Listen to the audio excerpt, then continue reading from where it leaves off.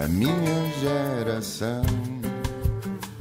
Este país também é para novos e é por isso que recebemos em estúdio um jovem neurocirurgião. Nasceu em Faro, filho de pai lisboeta, mãe farense e avós alentejanos. Assume-se como um lisboeta adotivo, mas com um coração marroquino. É autor de várias obras e textos que ninguém leu, incluindo livros técnicos e capítulos com temas neurocirúrgicos e até mesmo considerações acerca do cotidiano de um jovem interno de neurocirurgia. Entre 2012 e 2019 realizou alguns estágios fora do país, medicina de emergência no Líbano, cirurgia pediátrica em Londres, neurocirurgia base do crânio em Ribeirão Preto, no Brasil, e neurocirurgia vascular em Phoenix, nos Estados Unidos. Tem planos para um livro de memórias, se a memória o permitir, para um doutoramento e para um serviço de neurocirurgia. Até lá escreve para si e para os seus, lê e ouve os livros e podcasts de outros e dedica-se ao Serviço Nacional de Saúde dia sim, dia sim. Diogo Belo, muito bem-vindo. Muito obrigado. Já operaste hoje? Já operei hoje de manhã. E correu bem? Correu bem. Desta vez correu bem. Estou a brincar. A maior parte das vezes corre bem ou nem por isso? Sim. Como é óbvio, quer dizer, eu costumo dizer isso aos doentes, quem diz que corre sempre tudo bem é porque está a mentir, não é? Portanto, obviamente que existem complicações, mas se fosse uma especialidade feita de complicações, ninguém era operado em neurocirurgia, não é? Estamos muito longe daquilo que foi, durante muitos anos, os 50% de mortalidade numa cirurgia ao crânio. Hoje em dia não, hoje em dia é inferior a 1%. Portanto, correu bem. Olha, e o que é que tu operarias no SNS, este nosso doente maior? Eu tenho de fazer esta pergunta a todos os jovens médicos que passam por aqui. E eu percebo, há muitas coisas a operar. Eu costumo dizer que não há uma solução fácil para o SNS e aquilo que nós podemos falar é muitas vezes aquilo que é mais próximo de nós e dos nossos serviços, não é? Portanto, eu conheço a realidade do Serviço de Neurocirurgia do Hospital de Santa Maria. Não tem sido uma realidade fácil, já não o era no pré-Covid, no pós-Covid ainda ficou mais desorganizado, mas eu diria que há uma extrema falta de brio. E este é um problema. Pronto, não é só, obviamente, dos colegas dos meus colegas médicos ou dos enfermeiros ou dos auxiliares, mas há uma cultura que se tem vindo a perder, que era do cuidar do outro. E essa cultura, que é fundamental e é central ao SNS, tem vindo a ser confundida, acho eu, e nos meios de comunicação social, quando se fala de que os médicos querem salários maiores ou mais elevados.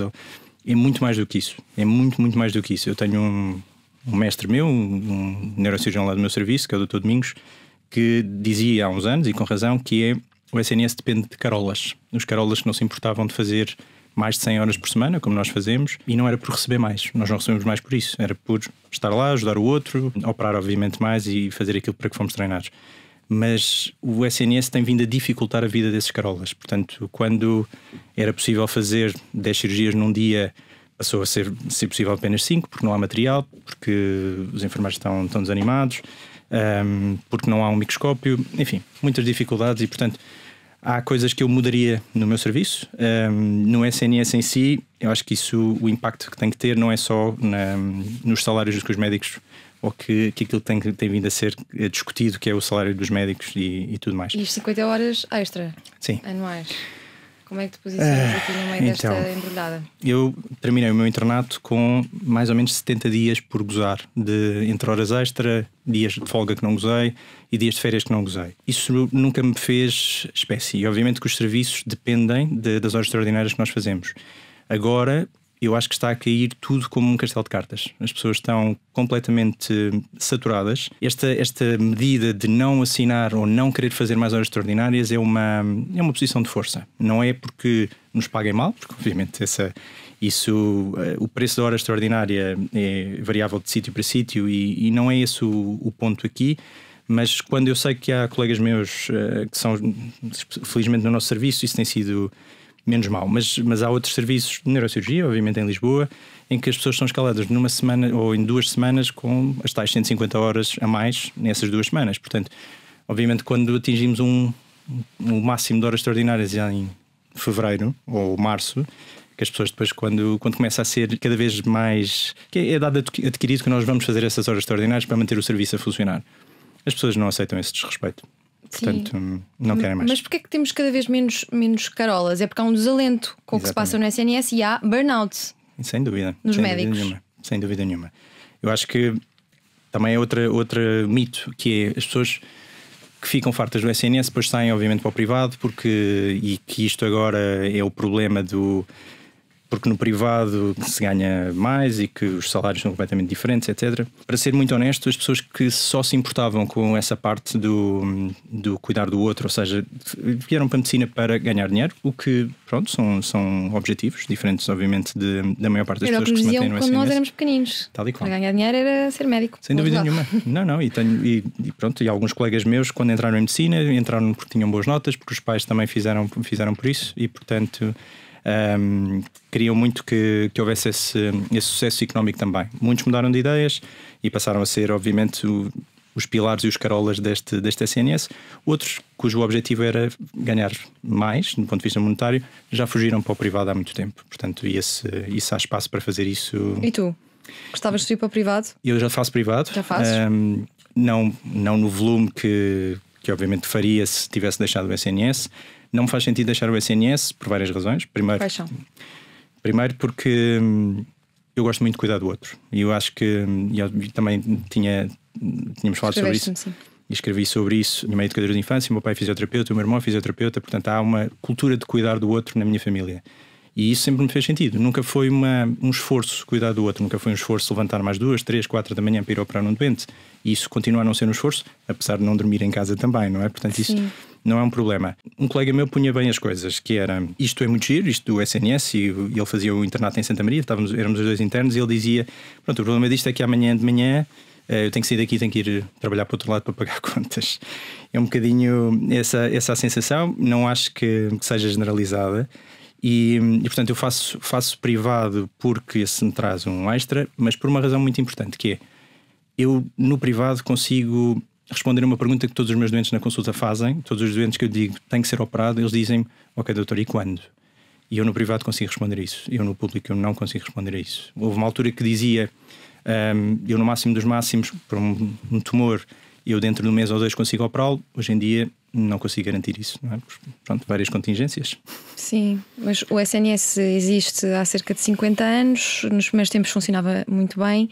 Porquê é que nunca se fez uma reforma de fundo que permita viabilidade, acessibilidade, qualidade? Eu acho que, obviamente, reformas de fundo, e isso alguns dos grandes pensadores assumem isso e dizem que só com o SNS indo abaixo e reformando tudo e reconstruindo do zero é que é possível, porque temos demasiados vícios, demasiadas formas estranhas de trabalhar e não adequadas, e portanto eu acho que isso é um bocadinho como, eu olho assim para o SNS como não um Titanic, mas com um barco que tem um rumo incerto, não é?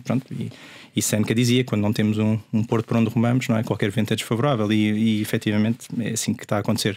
Há muitas ideias, poucas delas com uma aplicação prática, e como tal não tem efeito nenhum. Não acho que o SNS tenha que ir ao fundo, atenção. Sim. E pode não ir? Tem esperança? Tenho. Se eu não tivesse, não continuava no SNS. Não é uma reforma, não é uma pessoa durante um ano a trabalhar arduamente para mudar uma coisa que vai obviamente mudar 50 anos de coisas que se foram acumulando e que hoje em dia claramente não resultaram, não é? Mas eu não acho que tendemos ou que possamos tender para aquilo que é o sistema nos Estados Unidos, não é? Portanto, que é uma realidade completamente distinta da nossa, mas não inteiramente distinta, porque agora, com o crescimento dos seguros de saúde e o crescimento do privado, eu tenho muitos doentes que eu sigo em Santa Maria e que, como não conseguem resposta, me procuram no privado. Portanto, é assim uma coisa estranha, não é? Tu dizias que terias algumas ideias para mudar alguma coisa no teu serviço em particular. O que é que mudarias? Então, instituir uma cultura de brio, não é? Portanto, eu acho que o meu serviço tem passado, desde que mudou de diretor, também houve aqui um tempo de adaptação do novo diretor, que eu prezo imenso. E ele próprio tem tido alguma dificuldade em manter ou reter talento, não é? Temos tido muitas pessoas que saíram, mas eu acho que faz falta um projeto para o nosso serviço, um projeto de permitir às pessoas, aos carolas que sempre se quiseram manter, tem que haver uma insistência para que esses carolas sejam acarinhados, não seja simplesmente uma questão de vocês ficam cá para poder fazer mais urgência ou mais horas extraordinárias para manter o serviço a funcionar, mas tem que haver espaço para que essas pessoas também possam fazer aquilo que mais gostam dentro da neurocirurgia vascular, tratar os aneurismas, as malformações arteriovenosas, tratar tumores, tratar patologia da coluna. Portanto, tudo isto implica acarinhar estas pessoas e obviamente criar os espaços para elas trabalharem dentro do próprio serviço. E isso não tem sido feito. Sim. E antes disso tudo, talvez fosse necessário também desburocratizar o que é aquilo que é a função do médico geral e familiar, que é muitas vezes a porta de entrada para as outras especialidades. Sem dúvida. Eu acho que estamos muito afastados dos médicos gerais e médicos de antigos clínica geral, sim. Agora os médicos de medicina geral e familiar.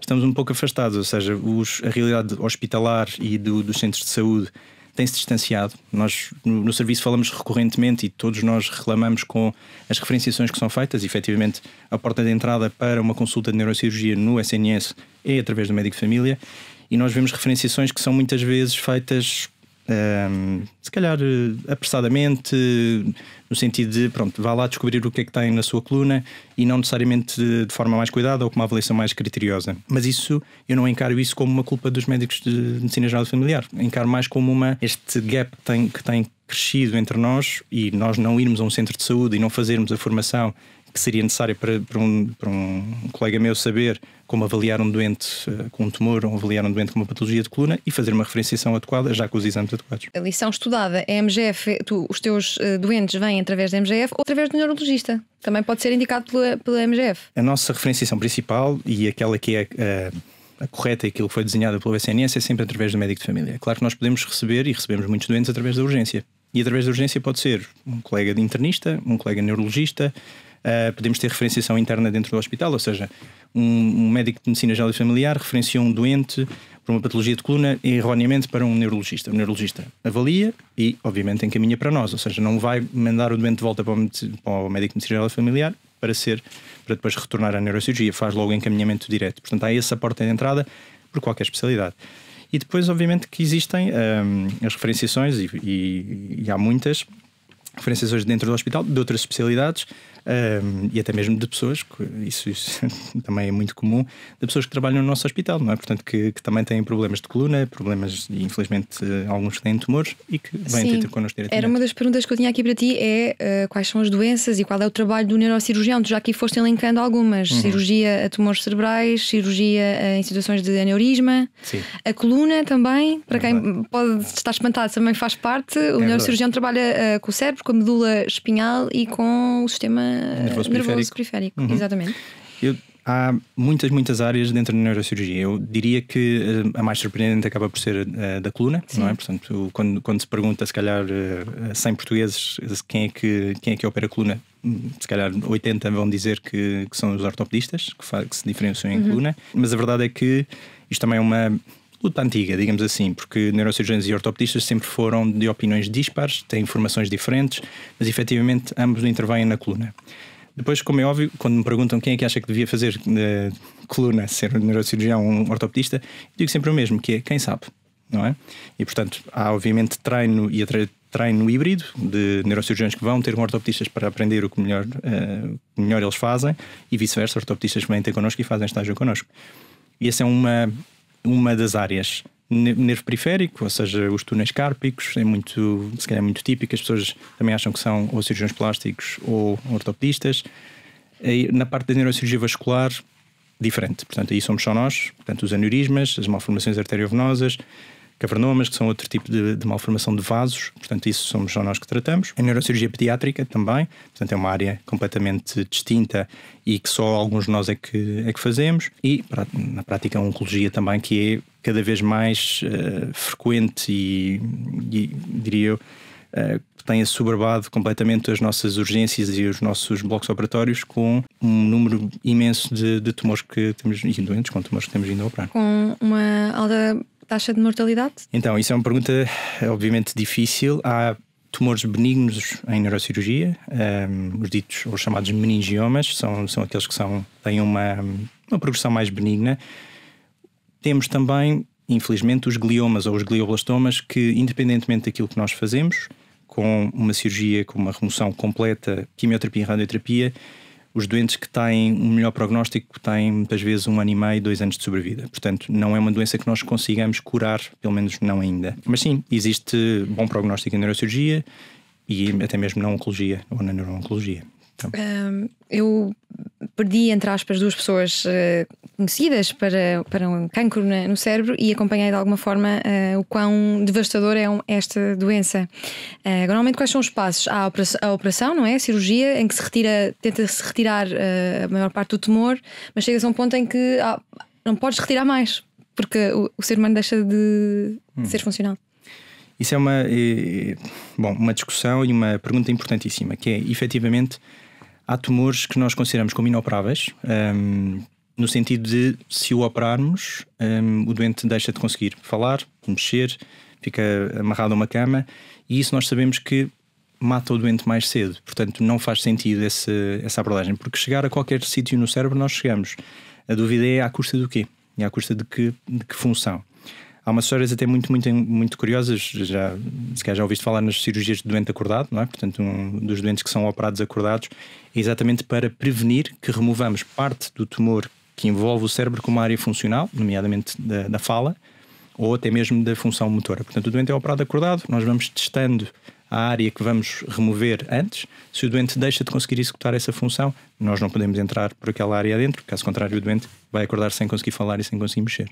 Portanto, e se deixar de andar, deixar de falar ou de mexer as mãos, é uma coisa que vai acontecendo nesse ano e tal? Pode acontecer. Não é obrigatório que o faça, mas pode acontecer. Agora, se o fizermos nós, sabemos que o doente muito provavelmente não terá mais de 3 meses de sobrevida. Portanto, isto é uma luta difícil. E em relação ao que é que são áreas funcionais, ou seja, o que é que faz sentido remover, há um neurocirurgião francês muito famoso que se dedica só a operar doentes com tumores acordado, portanto, seja do lado esquerdo, seja do lado direito, ou seja, com funções diferentes do nosso cérebro. Ele diz que não há áreas que não sejam funcionais ou eloquentes no nosso cérebro. O que ele diz, e dá 2 exemplos muito curiosos. Um é de uma senhora que tinha uma senhora cozinheira que tinha um tumor junto à área do nervo olfativo, responsável pelo olfato, e que lhe foi proposto um tumor que a mataria se não fosse removido, mas cujo risco com a sua remoção era ele ficar sem olfato. E ela não quis ser operada. Portanto, porquê? Uma cozinheira sem olfato não é uma cozinheira. E, portanto, ela não quis ser operada porque sabia, efetivamente, que o prognóstico seria de 1 ano e meio, e ela preferia ter menos tempo, mas com mais qualidade de vida. Não é? Outro é o de um pianista cujo risco era ficar sem mexer ou sem conseguir levantar o pé. E isso, obviamente, também para um pianista era terrível, não é? Mas pronto, não há áreas não eloquentes no nosso cérebro, sim, mas há riscos aceitáveis e riscos inaceitáveis na remoção dos tumores. Nestes 2 casos que eu conheci, acompanhei de perto de alguma forma, tratava-se de 2 senhoras mais de 50 anos. Há algum padrão, alguma taxa de incidência de género ou de idade? Não, infelizmente temos visto cada vez mais novos, cada vez mais precoces. Tem havido um boom de patologia ou de neuro-oncologia pediátrica, inclusive. Portanto, estamos a falar de bebês com 2, 3 anos e até um bocadinho mais velhos. Antigamente víamos estes tumores assim, tipicamente a partir dos 60, 70 anos. Isto em relação aos glioblastomas em particular. Gliomas menos agressivos surgiam mais cedo, por volta dos 30, 40, mas esses, com a cirurgia, estaríamos a falar de uma sobrevida muito, muito maior. Não de 1 ano e meio, mas 15, 20 anos livres de tumor e bem, portanto, sem alterações neurológicas. Mas percebo, portanto, isso tem sido o padrão cada vez mais frequente, 50, 60 anos, e muitas vezes acaba por doente que tem uma vida completamente normal até o dia em que não está. E a partir daí começa a ser Pois, doutor, e nesta pergunta eu acho que falo por muitos, não mesmo por todos e por todas. Como é que podemos descobrir mais cedo ou até evitar um tumor no cérebro e um aneurisma já agora, que imagino que sejam das operações mais delicadas? Sim, para os gliomas em si não temos uma resposta para isso. Ou seja, não há uma forma de evitar. E isto é estudado e continua a ser estudado amplamente para perceber que fatores de risco é que podemos ter. Ainda houve um estudo interessante acerca dos telemóveis e das radiações, se tinha um impacto, não tinha impacto. Não parece ter um impacto significativo no aparecimento de gliomas e, portanto, para alguns tumores nós conhecemos, para aqueles menos agressivos que falávamos há pouco, os meningiomas, a radiação prévia que os doentes eram submetidos era um fator de risco conhecido. Felizmente hoje em dia fazemos cada vez menos. Aquilo que pode ser prevenido, que são as metástases, ou seja, tumores que vêm de outro local e que se alojam no nosso cérebro. Aí trata-se de prevenir a neoplasia primária. Portanto, quem tem um tumor do pulmão corre um risco importante de ter estas metástases. Portanto, aí evitar o tabaco seria obviamente fundamental, não é? Portanto, sim. E em relação ao cancro em geral, ele acontece cada vez mais cedo, a pessoas com menos de 50 anos. Porquê é que isto está a acontecer? É isso que também assusta, porque antigamente associávamos mais ao envelhecimento e ao custo de termos mais tempo de vida, mas na verdade agora acontece mais cedo. Sim. Não há também uma resposta única para isso, ou seja, nós temos mudado muito os nossos estilos de vida. Se calhar também a pergunta pode ser aplicada a doenças da coluna. Porque é que temos cada vez doentes com hérnias discais ou com canais apertados cada vez mais cedo? A modificação dos estilos de vida, aquilo que fazemos, tem vindo a modificar muito. Apesar de ser curioso que vemos cada vez pessoas que se cuidam mais, ou seja, fazem cada vez mais exercício, fumam cada vez menos, têm mais atenção à sua alimentação, mas no entanto continuamos a ter um pico de tumores, e não apenas de glioblastomas, também obviamente de neoplasias primárias. Reduz-se em alguns tipos, as pessoas que fumam cada vez menos têm menos incidência de um tipo particular de tumor do pulmão. Não quer dizer que não tenham outras neoplasias. Portanto, não há assim algo que eu consiga dizer. Vamos a uma pílula mágica, não um comprimido mágico de a partir de agora tomamos isto e reduzimos para 0 a probabilidade de desenvolver qualquer tipo de tumor. Não há isso, infelizmente. Mudando aqui a doença, como é que a neurocirurgia atua no tratamento da dor de coluna? Que também pode interessar a muitos, especialmente a partir dos 30.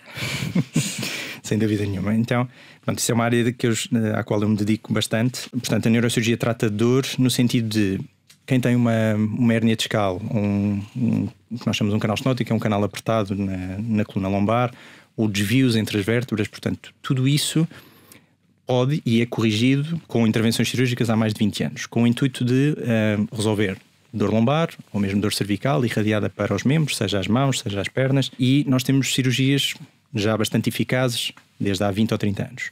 Aquilo que tem vindo a mudar, né, nesse panorama tem sido fazermos cirurgias cada vez menos invasivas. Portanto, nós há 2 anos em Santa Maria, também eu comecei com um colega meu um programa de endoscopia, ou seja, que era uma coisa que surgiu em Portugal há 10 anos, que é colocar uma câmara dentro da coluna de um doente e operá-lo através de um pequeno furinho, não é? Portanto, e isso tem vindo a modificar o panorama da patologia de coluna.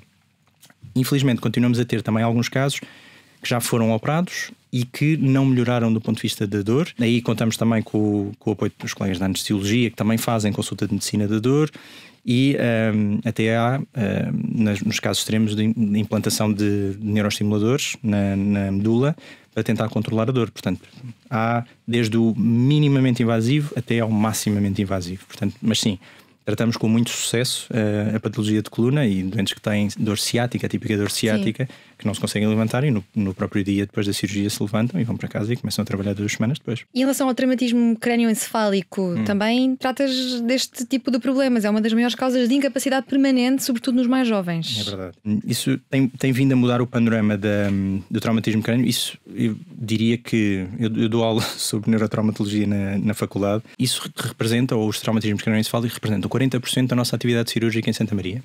Okay. Portanto, muitos acidentes de viação e, portanto, doentes que têm que ser intervencionados, senão... E trotinetes elétricas também são uma causa cada vez mais comum. Bastante. As trotinetes elétricas... Porque as pessoas não usam capacete. Tal e qual. Isso é...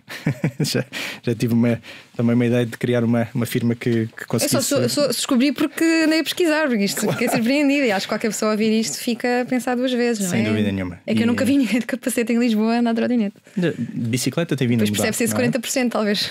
Sim. É verdade que temos tido cada vez menos acidentes graves, porque também as leis de prevenção rodoviária têm mudado e, portanto, os doentes que nos entram são cada vez mais graves, mas temos menos doentes no total graves. Temos esses doentes que têm um traumatismo de crânio, se calhar ligeiro ou moderado, se tudo correu bem com uma trotinete, mas nem sempre é o caso. E nós temos doentes e cooperamos. A partir do momento em que um doente tem um traumatismo de crânio, só para ficares com a ideia, aquilo que nós conseguimos fazer a seguir é a prevenção de dano secundário. Aquilo que acontece quando um doente bate com o crânio no chão e o cérebro embate contra as paredes do crânio, esse dano não é recuperável. Ou seja, aquilo que é feito nesse traumatismo inicial não é recuperável. O que nós fazemos a seguir são medidas de prevenção. Muitas vezes temos que retirar metade do crânio de um doente para aliviar rapidamente a pressão dentro do cérebro, caso contrário o doente morre. E os doentes passam muitas vezes meses com o seu crânio, ou metade do seu crânio dentro da barriga, à espera de ser refeita a cranioplastia. Mas isto para dizer, os doentes com traumatismo craniano grave que chegam continuam a ter um outcome mau em termos de função. Por falar em barriga, como é que fica o teu estômago depois lidar com este tipo de problemas que certamente mexem contigo? Sim, eu acho que nos habituamos, não? Eu sou um bocadinho contra aquela frase que os médicos vão ficando cada vez mais frios, especialmente os cirurgiões. Acho que é o contrário. Eu acho que é preciso, e todos nós carregamos o proverbial cemitério connosco, ou seja, os doentes que não correram bem, desde os traumatismos de crânio aos aneurismas rotos, aos glioblastomas, que acompanhamos até ao fim. E isso vai, obviamente, taking a toll, não é? Portanto, vai-nos comendo por dentro, em algum sentido. Mas, a meu ver, isso torna-nos melhores. Portanto, conseguimos nos relacionar cada vez melhor com o doente que entra e não olhamos para ele como mais um. Portanto, olha, mais um que caiu, mais um que tem um glioma. É exatamente o contrário. Mas confesso que há determinadas situações porque me recordam de doentes que correram mal ou que correram muito bem, que me causam ou me dão alguma pausa. Portanto, alguns segundos de pausa e antes de colocar isso de lado e intervir. Aqui, título de curiosidade, 2 pessoas portuguesas famosas afetadas por um traumatismo de crânio, Salazar, que ficou muito incapacitado depois da cirurgia e a vida foi certamente encurtada por isto, e Joaquim Agostinho, ciclista português que morreu poucas horas após a queda de bicicleta. Só mesmo a título de curiosidade. Em relação ao nosso cérebro, é verdade que só conhecemos 1 ou 2% do nosso cérebro? Talvez um bocadinho mais. Isso é uma excelente pergunta para um neurocientista ou quem faça investigação ativa sobre o nosso cérebro. Diria que sabemos um bocadinho mais do que 1 a 2%, e os chavões de se usamos até 5, 8, 10, 12% do nosso cérebro e que ainda há muito por descobrir. Isso eu concordo. Há muito por descobrir. Nós temos muitas situações que nos surpreendem. Eu dou-te o exemplo do doente que operei a semana passada, na sexta-feira. Um doente que tinha um provável glioblastoma horrível à esquerda, o que significa que a área da linguagem e no sítio onde estava também a função do lado direito afetadas. Ele próprio já vinha com essa alteração da linguagem, foi isso que suscitou o alarme. E que pelo tamanho do tumor e a localização, eu acreditei mesmo que o doente, apesar de todos os cuidados, iria acordar muito pior da sua fala e provavelmente incapaz de mexer do lado direito. Mas era um tumor tão grande que se eu não fizesse nada o doente ia morrer. E o que é certo é que o doente teve alta ontem, portanto, e foi para casa a andar e a falar.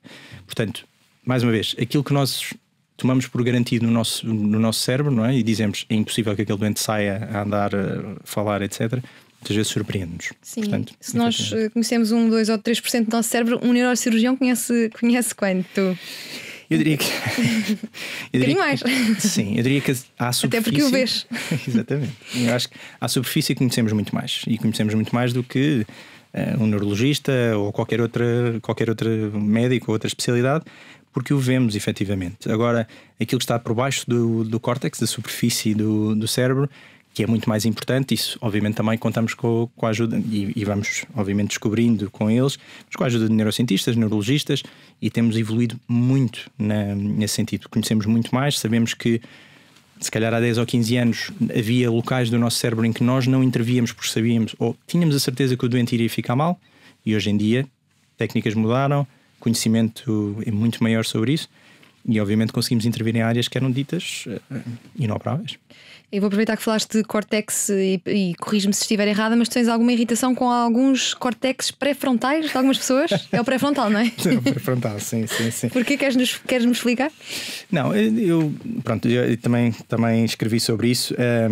Não é irritação com o córtex pré-frontal das pessoas. As pessoas têm efetivamente um córtex pré-frontal, algumas funcionam melhor do que outras. O córtex pré-frontal é aquilo que nos permite viver em sociedade. Se calhar, não sei se leste sobre isso ou se investigaste sobre isso, mas há um célebre caso, que é o caso do Phineas Gage, que era um trabalhador de uma mina que durante o trabalho teve, e numa explosão, uma barra de metal atravessou, entrou por baixo do queixo e saiu pelo crânio. Curiosamente, o senhor sobreviveu. Portanto, algo que seria perfeitamente impensável, não é? Uma pessoa que tem uma barra que atravessa o cérebro, como é que um doente sobrevive? E efetivamente parecia bem, porque ele continuou a falar, continuou a mexer-se, não parecia ter assim nada de particular. Dias e semanas após começaram a perceber que simplesmente o Phineas Gage não tinha capacidade de viver em sociedade. acabava por maltratar o outro, não tinha qualquer pudor em dizer o que sentia ou o que estava a ver, e portanto acabou por perder o filtro, digamos assim. E portanto a minha irritação com quem não tem um córtex pré-frontal, pelo menos funcionante, é esse: é quem não pensa um bocadinho antes de dizer aquilo. Então aí tu começas, quando isso acontece, tu pensas logo no córtex pré-frontal, tens sempre o teu cérebro treinado para pensar no cérebro do outro. É automático. Mas isso há a frase típica é: este doente provavelmente está frontalizado. O frontalizado é porque não tem o córtex pré-frontal. Ok, isso é uma frase código que agora descobrimos.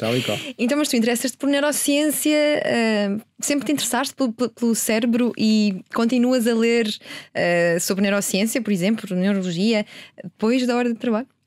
Sim, isso é uma coisa. Eu gosto muito de ler, seja aquela meia página mesmo antes de adormecer. Isso faz muito bem, sério? Sem dúvida nenhuma, e ajuda a fechar o dia, como o Churchill dizia, não é? Portanto, eu acho isso importantíssimo. E sim, continuo a ler sobre o cérebro e sobre neurociência.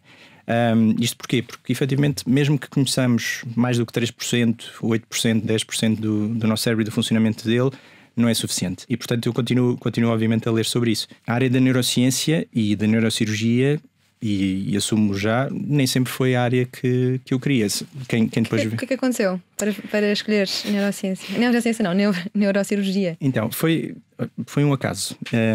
Há um colega meu lá do serviço que gosta muito de dizer, quando lhe perguntavam, antes dele fazer o exame de saída, lhe perguntavam o que é que ele queria fazer, não é, dentro da neurocirurgia. E ele dizia que a vida o tinha encaminhado para determinado tipo de patologia, que ele continuava a apreciar essas dicas que a vida lhe dava. Eu até ao meu ano comum, portanto, quando terminei a minha faculdade e comecei o ano comum, estava na altura de começar a ver as especialidades e o que é que ia escolher. Até ali eu tinha a certeza absoluta, portanto, no início do meu ano comum eu tinha a certeza absoluta que eu iria ser cirurgião pediátrico. Era isto que eu ia fazer. E pronto, e vendo o meu percurso, eu não tinha feito estágio nenhum em neurocirurgia. Eu fiz o meu ano comum no Madeira Sintra. Eu queria fazer um estágio extra, portanto precisava de completar na minha rotação, e pensei assim, gostava de fazer se calhar cuidados intensivos na cirurgia cardiotorácica. Pronto, achei que me trazia mais conhecimento, eu já conhecia o serviço, já tinha feito lá estágio, portanto vou para ali.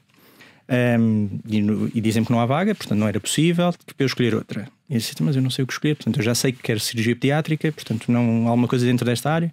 E a Carla, que era a administrativa lá do Fernando da Fonseca, dizia assim, olha, mas então em neurocirurgia já experimentou? E eu disse, não tenho assim particular interesse, mas já agora porque não? E então fui fazer o estágio de neurocirurgia no Egas Muniz. E entrava todos os dias às 7 da manhã e saía às 8 sem almoçar.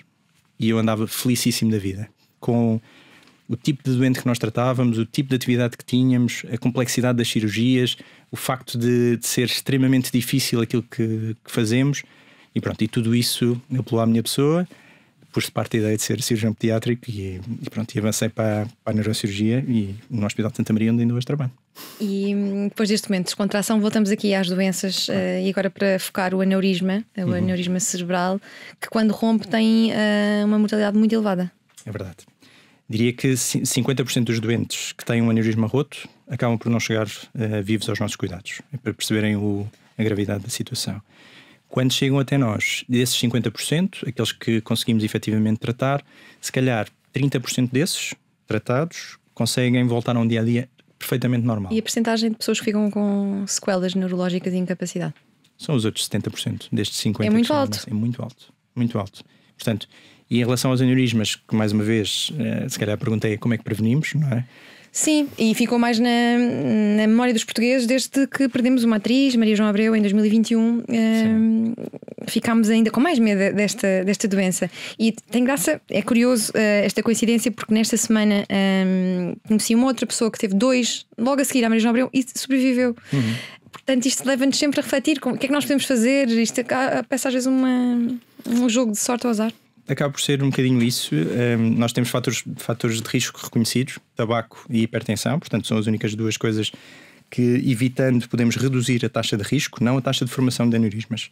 Nós não temos assim uma prevalência muito grande de aneurismas na população portuguesa, não comparando com, por exemplo, o Japão ou até mesmo alguns esquimós, que têm na prática uma alteração genética que leva e predispõe à formação de aneurismas.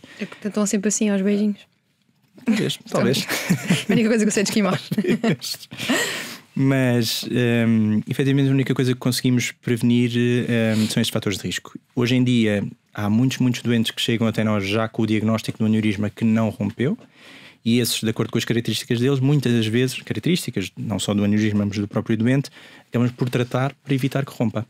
E como é que vão os avanços na neurocirurgia? Houve um grande avanço, acho que foi este ano, no Serviço de Neurocirurgia em Coimbra. Realizou-se pela primeira vez uma cirurgia de correção de um defeito craniano com recurso a uma prótese de impressão 3D.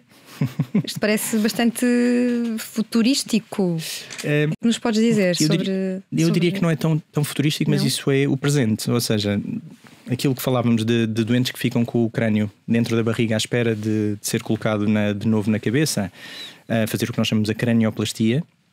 Quando nós não temos o osso, porque o osso foi destruído por um tumor, por exemplo, a única forma de nós termos de recriar esse osso é com, muitas vezes, uma rede de titânio ou com outros materiais similares. E isso é possível moldar.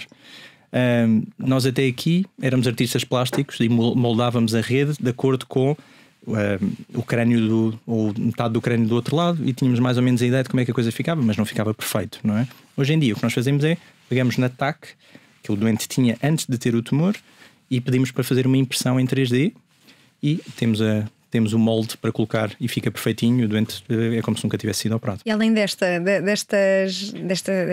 boa notícia, não é? E que afinal é o presente, eu achava que era assim uma coisa quase inédita. Sim. Há mais alguns avanços ou coisas que talvez não tenham ainda acontecido, mas que não estejam assim tão longe de poder vir a acontecer? Em todas as áreas da neurocirurgia e das neurociências tem havido evolução muito significativa. Na coluna, as endoscopias, ou seja, o operar com a câmara dentro do canal, já tem 10 anos, mas só agora é que começa a ficar massificado. Ainda temos muitos colegas que operam como aprenderam há 20 ou 30 anos atrás. Isso tem vindo a mudar. No ponto de vista de tratamento das doenças vasculares, ou seja, os aneurismas, as malformações arteriovenosas, temos a radiocirurgia, ou seja, fazer radiação para tratar determinadas malformações arteriovenosas, ou até mesmo tratar os aneurismas por dentro dos vasos, com um cateterismo, como se faz, por exemplo, para tratar problemas cardíacos, não é? No caso de um infarto. Mas isso também não é novo, isso já é a nossa realidade. Tem vindo algumas modificações no tipo de técnica que utilizamos para tirar tumores e na monitorização, ou seja, termos os doentes acordados e saber como monitorizar e ver que defeito é que o doente pode ter antes de ser intervencionado. Portanto, temos essas técnicas e eu acho que se calhar aquilo que é mais, diria, futurista, que já tem também há alguns anos, é a cirurgia de estimulação cerebral profunda, ou seja, os doentes com patologia ou com doença de Parkinson, cuja vida fica completamente modificada com a introdução de 2 elétrodos dentro do cérebro, ligados a uma bateria que fica no peito, e no dia a seguir acordam como se não tivessem Parkinson. Portanto, é efetivamente um avanço que aquilo que tem vindo a mudar tem sido as indicações que nós colocamos. Há doentes agora, ou começa-se a operar doentes com Alzheimer com esta técnica para tentar evitar uma progressão tão rápida do Alzheimer. E falta aqui uma pergunta essencial, que é: que tipos de sintomas é que nós devemos estar atentos que podem ser sinal de um problema neurológico que pode pedir uma cirurgia? Aquilo que é mais frequente é que os doentes chegam à nossa urgência com uma suspeita de um AVC. Portanto, tudo aquilo que leva o doente a pensar que tem um AVC, normalmente indica um problema neurológico, que pode ser efetivamente um AVC ou um tumor. O que é que estamos a falar? Um doente que não consegue mexer um braço, uma perna subitamente, estava bem até ali, deixou de o conseguir fazer. Um doente que deixa de conseguir falar ou deixa de conseguir compreender, portanto, ou seja, tem um discurso que parece fluente, mas depois quando se lhe pede para, por favor, beba um copo de água, o doente não percebe o que lhe está a ser dito e responde uma coisa completamente ao lado. Portanto, alterações da linguagem ou alterações motoras são sempre o sinal de alarme. Dores de cabeça que são frequentes, não é? E que vemos muitos doentes com dores de cabeça que nada têm a ver com os problemas neurocirúrgicos que possam ter, mas têm muito aquela dor de cabeça que nos acorda durante a noite, é um sinal de alarme. Portanto, não é aquela dor de cabeça típica que nós temos ao final do dia, estamos cansados ou que temos a tensão elevada, mas aquela que nos acorda durante a noite, isso é um sinal de alarme. Ou aquela que não passa ou que surge com vômitos, também são sinais de uma alteração neurológica e faz sentido ir a uma urgência. E pontadas no cérebro, assim repentinas, Não, pode acontecer ou é motivo para ir à neurocirurgia a correr? Eu diria que não. Eu diria que 90% dessas pontadas são completamente benignas, está bem? Mas na dúvida assusta muita gente, as pontadas no cérebro. Sem dúvida nenhuma. E eu acho que assusta mais todos os meus colegas, a quantidade de doentes que eu vejo, ou colegas que eu vejo, porque tiveram a ponta ou o dedo do pé dormente, ou a pontada na cabeça que já senta há imenso tempo, mas isto agora mudou. Portanto, isso são sintomas que preocupam. Nós vivemos na era da iluminação e da imagem. Portanto, se há uma dúvida se temos um problema neurológico, não é difícil fazer uma ressonância magnética e descobrir o que é que temos. Portanto, não vale a pena viver naquela coisa de será que eu tenho algum problema? É melhor, não vou ter com o médico para não saber. Pronto. E como é que são os cérebros ao vivo? São tal e qual como as imagens que nós temos acesso? São todos iguais, idênticos? Não, são claro muito diferentes? Claro que não. Mas é um órgão muito, muito bonito. Eu sei que se calhar visto de outro ponto de vista, e quem não é médico se calhar... Também acho um órgão bonito. Pronto, mas é efetivamente bonito e a diferença para as imagens é que ele pulsa, os vasos têm efetivamente sangue que conseguimos ver passar. Portanto, sempre que, pelo menos eu falo para mim, mas sempre que eu vejo um cérebro, também me dá um momento de pausa, não é? De pronto, estou no caminho certo, escolhi a especialidade certa, eu não consigo viver sem isto. E é efetivamente pronto, algo que eu recomendo que se tiverem a oportunidade sigam a neurocirurgia. Isso também, mas se conseguirem ter a hipótese de ver um cérebro ao vivo, vale muito a pena. Mesmo muito a pena. E foi fácil estudar para a especialidade? Sei que é uma das áreas mais exigentes. Para a especialidade em si, já no internato, não foi um internato fácil, mas eu também escrevia sobre isso. Eu não acredito em internatos fáceis. Acho que sim. Se o internato tiver a ser muito fácil, exigente com os teus novos colegas, não é? Sou com os internos do serviço e pronto, e infelizmente às vezes até depois de uma cirurgia particularmente exigente em que fui chato com o interno, até fico, pronto, assim, aquela coisa de me sentir mal. Chato? Quer ser chato é ser exigente com eles, de ser mais rápido, mais preciso, menos atabalhoado. Portanto, ou seja, na prática aquilo há um método. Há um método. E há passos que não se podem saltar, e há neste caminho de nos transformarmos num neurocirurgião, porque não, para meu ver, ou a meu ver, nos 6 anos da nossa formação não é suficiente. Ou seja, nós começamos no início fazer um pequeno orifício no cérebro é uma grande cirurgia. Sim. Hoje em dia isso não é uma cirurgia, não é? Portanto, ou para mim isso não é uma cirurgia, isso é simplesmente um passo numa cirurgia muito mais complexa. Mas é-nos difícil muitas vezes quando fazemos este caminho e 10 anos depois olhar para um interno que entra no primeiro ano e não exigir dele já aquilo que eu sei ou aquilo que eu faço com a velocidade que eu faço. Portanto, é difícil pôr-nos no lugar deles, especialmente quando estamos às 4 da manhã, acabaram de nos acordar, é uma cirurgia emergente, se não formos rápidos o doente morre e portanto temos que ter dar espaço ao interno para poder atuar, mas sempre com a mão rápida para, se alguma coisa não está a correr bem, assumir isso. E aí não é fácil. E estás a treiná-los para serem melhores do que tu? Sem dúvida nenhuma. Isso também é uma coisa que nós falámos e mais uma vez falando do Dr. Domingos, que é, a meu ver, o meu grande mestre, que nos deixa e sempre deixou fazer muitas cirurgias, sempre com ele por perto, mas cirurgias de complexidade crescente. Não faz sentido nós treinarmos e há aquela noção dentro dos internatos cirúrgicos de eu vou guardar para mim aquilo que eu sei, não vou ensinar o mais novo, porque senão ele fica melhor que eu, ultrapassa-me e depois eu fico obsoleto. Isso é ridículo, não é? Porque no dia em que se acontecer alguma coisa aos meus, à minha família ou a mim, e eu entrar de urgência, não vou ser eu que me vou operar a mim próprio. Portanto, eu estou a contar que a pessoa que eu treinei, com quem eu trabalho, tenha melhores capacidades do que eu para operar a mim ou aos meus. Portanto, não faz sentido esta questão de guardar o conhecimento para mim, quando na verdade são eles que me vão tratar a mim e à minha família, não é? Portanto, sim, sem dúvida nenhuma, sou exigente com eles, mas é porque quero mesmo que eles sejam melhores que eu. Tu falaste do Dr. Domingos e por falar em mestres, por grande coincidência, estamos a gravar esta entrevista no dia 27 de outubro, dia em que nos deixou um muito querido e respeitado neurocirurgião português, João Lobo Antunes, que foi teu professor?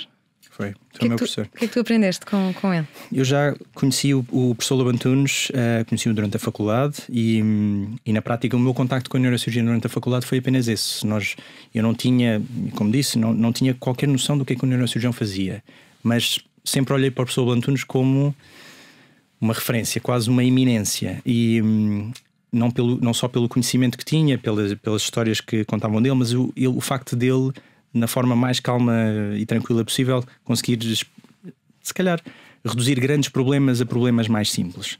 Eu acho que o meu contacto com o professor Lobo Antunes enquanto interno de neurocirurgia, ele deixou o serviço no ano em que eu entrei. Até lhe perguntei mais tarde se tinha sido por causa disso, não é? Quando eu fui embora, quando eu cheguei, ele foi-se embora. Mas há uma história curiosa com ele, que é no final do meu primeiro ano de internato, o professor já estava doente, mas foi ao jantar de Natal do serviço.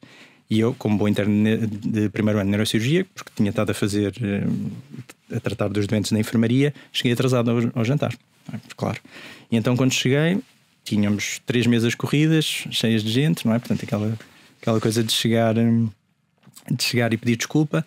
E obviamente que a pessoa as pessoas a que eu vou cumprimentar seria o meu diretor de serviço, o atual Dr. José Miguéis, e o professor Lobo Antunes, que estavam lado a lado. E dirigi-me automaticamente ao professor Lobo Antunes e disse: olá, eu sou o Diogo Belo e sou interno do seu serviço. E depois pensei assim: pronto, já não é o seu serviço, é o serviço do diretor que está aqui ao lado. Mas fiquei assim de mão estendida para o professor, e o professor, com aqueles penetrantes olhos azuis que ele tinha, ficou assim a olhar para mim, assim muito sério.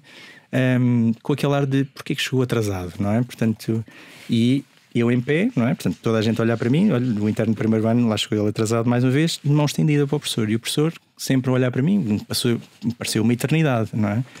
E às tantas ele diz-me assim: aqui há muitos anos falei com o diretor de neurocirurgia de Harvard e perguntava-lhe como é que ele escolheu os internos, ou como é que ele escolhia os internos para o serviço, com tanta gente que quer ir para Harvard.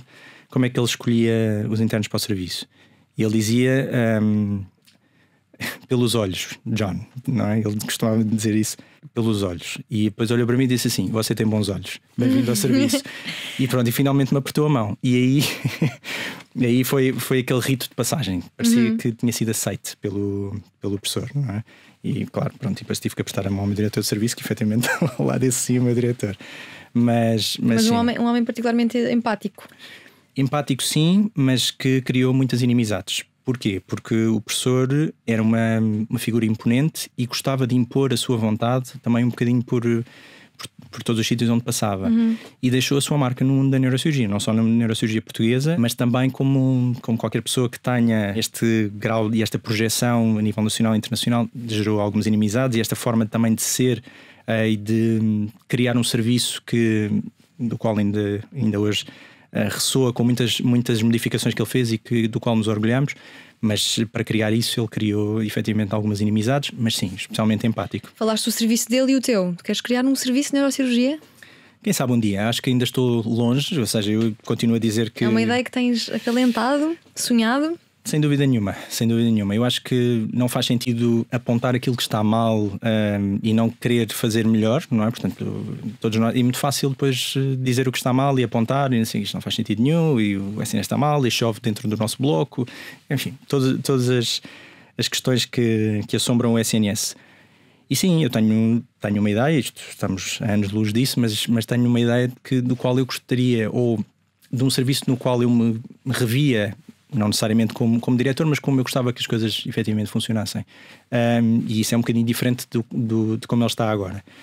Agora, revejo-me na posição de ajudar o meu diretor e os meus restantes colegas a tentar chegar a um melhor funcionamento do serviço, seja ele atender para a imagem que eu tenho do que seria o meu serviço ideal ou não.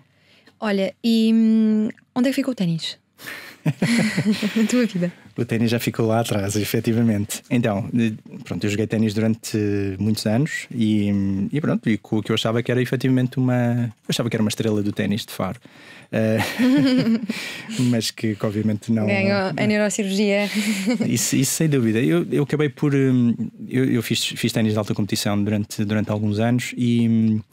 Eu acho que, como qualquer pessoa que depois faz alta competição, quando sai do meio em que treina e compete, como foi o caso, eu saí de Faro e vim para Lisboa estudar na Faculdade de Medicina, parei por completo o ténis. E sempre que me perguntavam se eu queria bater bolas, eu disse: não tenho paciência para isso. Portanto, estava num nível competitivo, não vou simplesmente jogar para me divertir. Portanto, não há ninguém ao meu nível. Havia um bocadinho essa ideia, ou seja, estava farto de ténis, digamos assim. Então, o que é que eu faço na faculdade? Vou para o voleibol. Ou seja, nada a ver. Agora, fizeste-me lembrar um livro que eu li de neurociência, em que o neurocientista dizia que o único desporto em que não inscreveria um filho era no futebol, por causa dos cabeceamentos, que pode afetar o cérebro. Sim. Isto é mesmo assim, é um bocado assustador. Eu diria que se calhar não o futebol, mas o futebol americano, sem dúvida, não é? Portanto, isso também criou muito celeuma quando se foram publicados os dados das lesões traumáticas crónicas no cérebro dos jogadores de futebol americano. Isso modificou completamente a postura da NFL, mas isso ainda demorou alguns anos. E o mesmo em relação aos desportos de combate, nomeadamente o boxe, não é? Portanto, as proteções que existem para um traumatismo craniano repetitivo não são suficientes e deixam marcas a longo prazo. Falta de memória, tendências suicidas, portanto isso é um... Agora no ténis não, quer dizer, embora haja boladas na cabeça de vez em quando. Sim, levas uma bolada, eu já levei no pádel, mas foi no olho. Olha, e o teu doutoramento? Queres tratar de alguma destas doenças que mencionámos ou é ainda outra? Sim, que não mencionámos. Quero. É uma coisa muito específica. A minha ideia para o doutoramento, eu dedico-me não só à patologia de coluna, mas eu gosto muito de patologia vascular, neurovascular, os aneurismas, as MAVs, etc. Há uma complicação típica de quando um aneurisma rompe, que é quando há sangue fora dos vasos. Os vasos dentro do nosso cérebro são muito sensíveis e são reativos ao sangue fora deles. E o que eles fazem é fazem o que nós chamamos um vasoespasmo. E há várias formas pouco eficientes de tratar o vasoespasmo e pronto, a minha ideia é uma forma um bocadinho diferente de tratar esse vasoespasmo e é nisso que eu gostava de me doutorar. E tempo para o doutoramento? Difícil. Entre a privada e a SNS, imagino que sim, não é? E bebê, não é? Portanto, e bebê, Zé Maria. Exatamente. Isso agora está de parte, pelo menos até o Zé crescer um bocadinho mais, mas está sempre no back of my mind. Portanto, no teu cérebro. Tá, sem dúvida. É fã de acordar às 5 da manhã, de crossfit e de bons livros. E tem feito um pouco de cada um nos últimos 4 meses, desde que foi pai do pequeno Zé Maria. Ainda muito jovem, enverdou por uma breve carreira no ténis, um sonho que após 12 anos de treinos, torneios e teimosia foi substituído por um maior, o sonho de ser médico. Preocupa-o que olhemos com extrema, mas temporária indignação para a guerra na Ucrânia e para o conflito israelo-palestiniano e com extrema indiferença para as dificuldades do vizinho do lado ou para o sofrimento alheio que se vive diariamente em Lisboa, cidade onde trabalha. A arte de cuidar do outro corre na família. A mãe, educadora de infância, embora doente e numa luta inglória com uma neoplasia do pulmão, ainda hoje o orienta e lhe mostra o bom caminho, mas acima de tudo, diz ele, um caminho bom. O pai, fisioterapeuta até ao âmago, mostrou-lhe que a melhor forma de tomar conta do próximo está em nunca cruzar os braços, nunca voltar as costas, nunca fechar a porta a quem precisa, muito menos a quem nos pede ajuda. Nós só podemos agradecer ao Diogo Belo por não nos ter fechado a porta e pela companhia na última hora na Antena 3 e na RTP3. Diogo, obrigada. Não, obrigado eu. O que vamos fazer?